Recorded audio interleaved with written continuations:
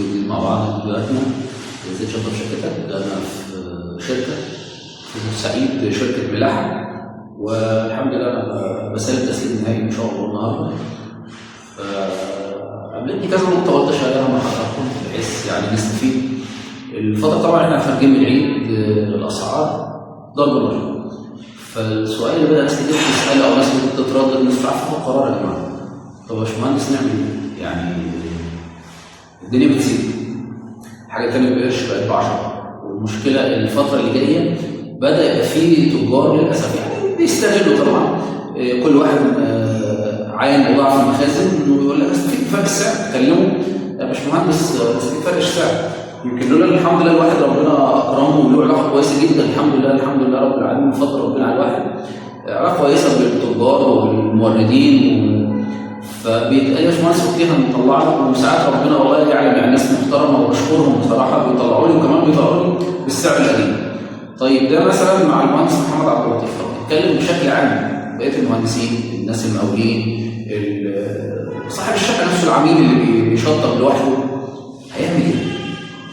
نصيحتي يا جماعه، لو انت كانت الحاجه بقرش ودلوقتي بقت بقرشين، اجري اشتري بيت.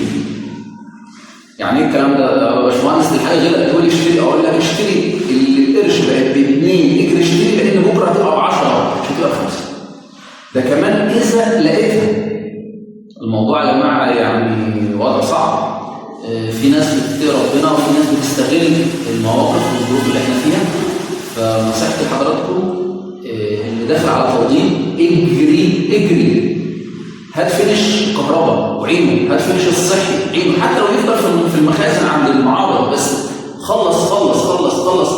لان والله انا يعني حصل معايا موقف كده والله. يعني انا جايب شقه معايا في القاهره بفنشها الحمد لله، فخلاص بخلص الشغل بتاعي وبجيب فينش الكهرباء، فببص لقيت السعر زاد رقم رهيب، رقم وحش يعني. فمن رحمه ربنا بالواحد الحمد لله، الواحد كان ربنا اللي الهمني، مش هقول الواحد يعني شطاره مني، لا، ان انا لما اول ما خلصت طب كنت على طول رحت المعرض ومخلص فعلشان الواحد مؤتمن يا جماعه على فلوس الناس. فالواحد ازاي ما يجيش على الناس، وازاي حتى بعد العيد وفتره الزياده الواحد ربنا يعني بعلاقته الحمد لله بالموردين والمعارض ازاي نقدر نجيب اسعار كويسه. فنصيحتي اللي بكررها، ما تاجلش تشطيب وتقول طب انا بعد العيد الكبير الدنيا تهدى. مش هتهدى، انا بقول لك مش هتهدى. والحاجه اللي